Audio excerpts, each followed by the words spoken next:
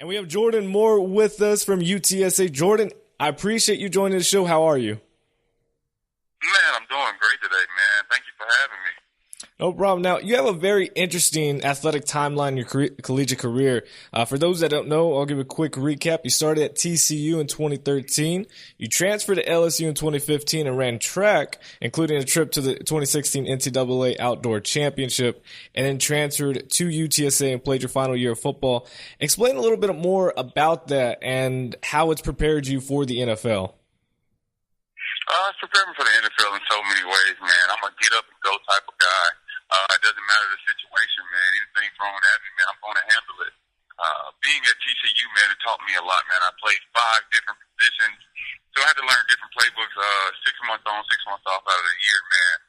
And it made me a great football player. My football IQ went to a whole nother level, but it came to a point where I had to realize that, bouncing around a lot would not be beneficial for me in the long run as far as having one isolated position.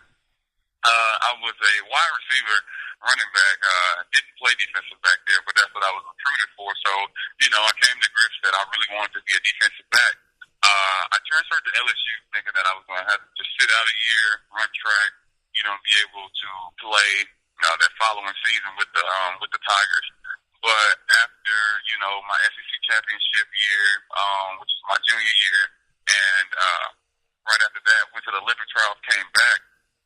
I was informed through the football compliance that I would not be able to play that following season due to the SEC rule.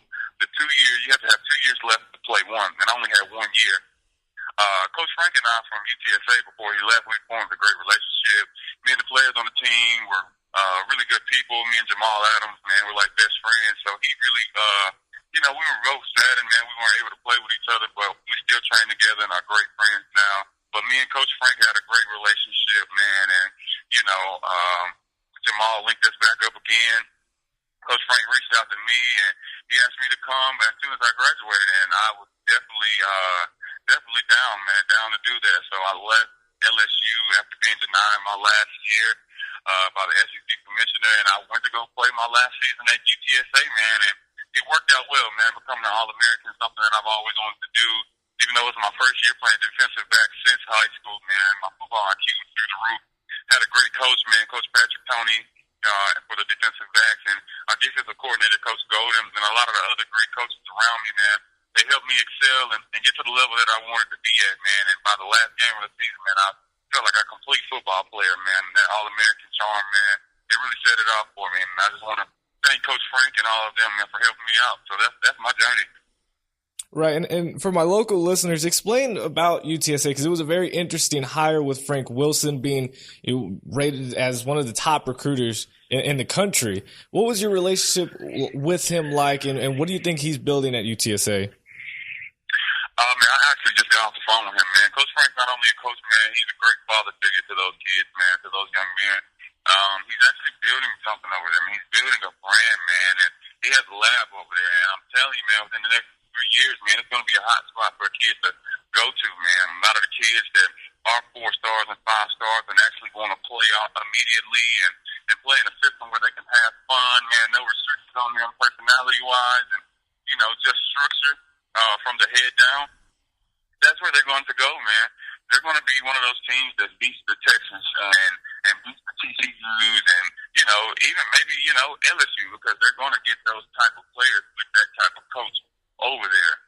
He's a very disciplined coach. And the 4-2-5 scheme that they run on defense, man, is far none behind anybody, man. I'm telling you, they got a lot of great things going over there. Coach Paulo, the strength coach, a lot of the coordinators around him, they're building a brand, man, and breeding, man, some tremendous athletes over there. Not only just athletes, man, good educated young men. A lot of those guys are going to graduate as well, and they're going to have a lot of great prospects, man. Their linebacker core is going to be great next year. And the defensive back, they're going to be kind of young in some areas, but for the most part, UTSA is a team that you need to look out for. And this is not me just being biased. This is me knowing talent. Right. And like you said, you were an All-American. You were all over the field for the Roadrunners. You're a very rangy defensive back. How would you describe your playing style that would be coming into the league? My playing style, man, it's very not it's unorthodox, man. You can put me anywhere. You can put me at corner. You can put me at free safety. You can put me at outside linebacker. You can even put me at DN, honestly. I'm not going to lie to you, man. I just, just my ranginess, man, strength and power, man, that I've been blessed with. It's a lot that I can do. The way the league is going now with the bigger tight ends being faster and stronger, I think they need a guy like me, to be able to be out there and deal with the receivers on the outside as well. I feel like I'm great in the run game too. And it's not me just being biased. It's just me, like, knowing what I do well. And that's something that I do well. I stop the run. And not only stop the run, I stop the pass too. So if they can put me in any situation, man, I'm not only just going to be an athlete, but a smart football player and set the guys up around me in the position that we need to be in to win. Right. Now, how has this draft process been for you right now? What are some of the next steps you're taking, and where are you working out at? Man, I'm working out at Michael Johnson Sports Performance Center, man. One of the best sports performance centers in the country, I feel like. Me being a track guy, man, I know technical-wise what it takes to be a top-notch athlete. A lot of football guys, man, they haven't had the luxury of, intertwining the two sports that I have. So I know how to work out like a football player and a track guy as well. So it actually helps me training at NJT because they're very technical. On top of that, man, the draft process has been crazy, man. After my regional combine down with the Saints last weekend, I've been getting calls like crazy, man. A lot of invites to a lot of teams. I have probably like 6 or 7 teams right now that I've been in deep contact with on a daily basis, man. A lot of teams showing a lot of interest in me, man. I'm just forever thankful, man. Coach Frank is on my team, and they've been talking to him, a lot of GMs, and, I'm just looking forward to what the next few weeks hold, man. We got Pro Day coming up on the 28th, so that's going to be great as well. It's definitely going to be a fun thing for you. So now, growing up, who were you a fan of? As a player, as a team, who did you look up to? I looked up to, I really never really looked up to anybody. I just took pieces and bits and pieces of guys that I felt like were elite in a certain area of their game, and I took it and I ran with it. I do like the way that Cam Chancellor plays and his physicality. I feel like he's underrated in a lot of ways just because he's so big and can do so many things. I look at, just the defensive backs, the way the Atlanta scheme is, their defense, as well as, I used to look at the Cowboys defense too when Roy Williams was back there, man. So, just the big safeties, Steve Atwater, just guys like that. Looked at them and, have tried to, resemble my game after theirs, but at the same time, put it in my own way. Right. Now, I also write for SB Nation's Chargers blogs. Now, of course, they're now the Los Angeles Chargers. And the Chargers, they're looking at some DBs. We need some DBs. We've released Brandon Flowers. In your mind, and it's fine if you haven't talked to them or if you have and you can't say, what would it be like to play with Jason Verrett and a few of the other guys, the young guys in Los Angeles? Man, me and Jason Verrett, man, we actually are in contact with each other a good little bit, man. It's funny that you say that. Jason, man, was like a big brother to me at TCU, and he's actually helped me through this process, man. Since I left TCU, he's really kept my head on, man, and told me just to keep going. And he's really been a big inspiration to me, man, because, he's been fighting through injuries and different stuff like that, so we both just been, telling each other to keep going, and, we talk from time to time, but that would be great, man, to be able to play with him because he always wanted me to play with him on defense. So now that I actually finally could have the chance, man, I think it'd be a dynamic duo back there. Definitely. Finally, what are teams getting from you as a player and as a guy in the locker room? First off, in the locker room, they're getting a leader. They're getting a mental guy, a guy that actually helps guys prepare mentally to get where they need to be. They're getting a man. They don't have to worry about me off the field issues. I've never failed any drug tests, never been in any domestic violence trouble or anything like that, man. I've been a straight-laced guy, man. I'm a God-fearing guy, and I definitely make sure the guys around me, are ready and amped up to go, man. I love dancing. I love doing all of that, man. So, the guys around me, man, I'm a fun guy. And it's hard not to like me. It's hard not to love me, man. If you don't, man, we can get down to the bottom of it, figure out what it is, and we can love each other. Everybody's not going to like you, but I'm a very respectful guy. Definitely. So, I definitely bring respect to the locker room, man. And they're going to get a hard worker. They're going to get a weight room warrior, and they're going to get a film room junkie. That's what they're going to get, man. I work in my craft daily. I'm an X and O type of guy. Even right now, I'm still in the playbook, still looking at different things that I can do to spark up my knowledge and coverage. Definitely. Jordan, I appreciate your time. Best of luck in the process, and I look forward to watching your career develop. Yes, sir, man. Thank you so much. Thank you. I'm here with Josh Poppert. Josh, thank you for having time for the show. How are you? I'm doing good. How about yourself? Pretty good. Now, of course, this draft process has been crazy. What has it been like for you right now? What's going on? What's your schedule like? Oh man, just training, grinding every day, just preparing for for camp, making sure I'm in the best shape, getting them, the good training at Michael Johnson Performance. Right, and now you graduated after the 2015 season, had a great season, tried out for the Cardinals in 2016. What has the process been like for you, knowing, going through that experience through other workouts before? Does that give you an advantage going through them again and knowing what to expect? I mean, yeah, I like to think so. I have an idea of what it's going to be like, trying to learn a new playbook, understanding how the teams work, how the practices might go. So I'm excited for, getting into another camp this year, obviously sticking around this time.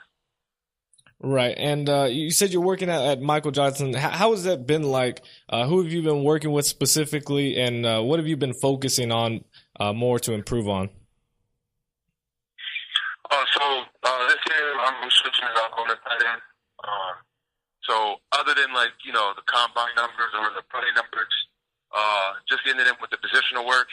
Down here they have top guys from different teams that are already in the NFL. So just getting it in with them, picking their brain, understanding different concepts that I didn't understand before. So I feel like I'm definitely ready to show what I can do and get it in at the tight end position. Right. Down here, I'm training with Coach C, Carlton. He's trying to get right for all the drills and everything. And then with the positional work, it's finding different guys that are already training here and taking on the points I can from them. Right, and so now switching to position, what made you want to switch, and have you had experience playing tight end before? I'm sorry, say that one more time. What has it been like transitioning to becoming a tight end? What made you want to make that switch? So I mean, making the switch is wasn't anything major to me. I mean, I personally feel like I'm an athlete, and learning the position is going to be challenging. When I was in college, I played defensive end, so I got down to the Cardinals for the rookie camp.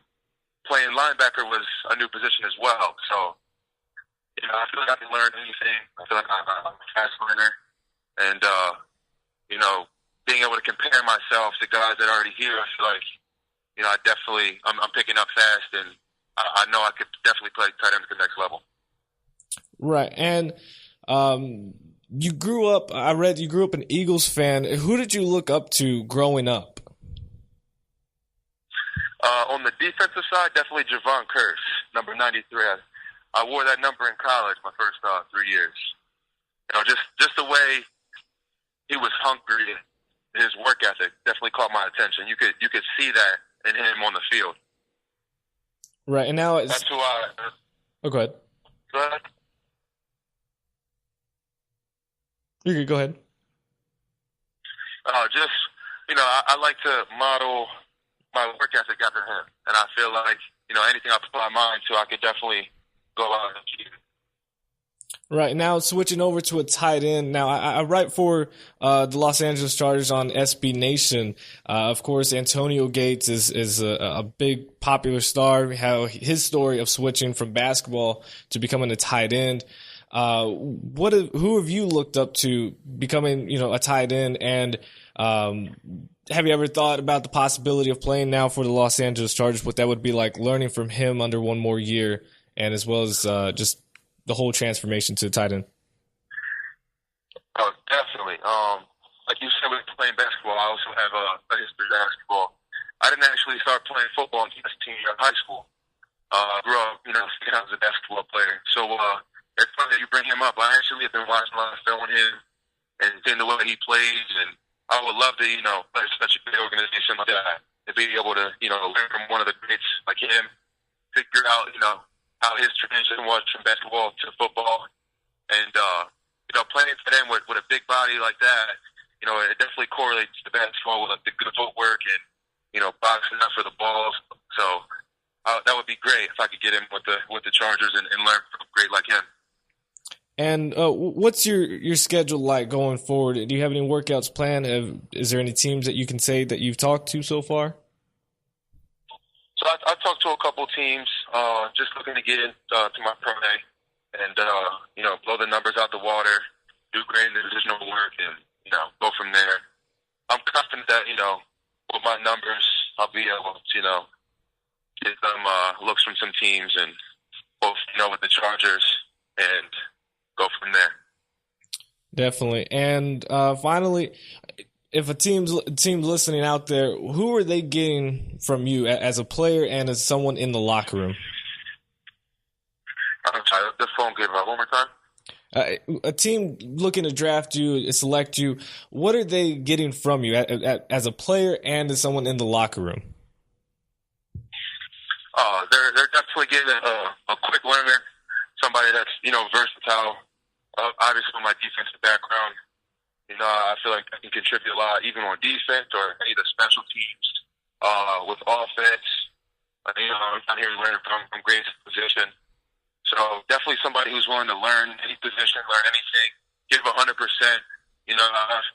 That's always been something I've prided myself in, is being able to do anything. I never take no for an answer. If I'm asked to do anything, I'm going to find a way to do it. And in the locker room, hopefully I can grow to become a leader of the team. I love to help you guys out, help them understand anything that I know.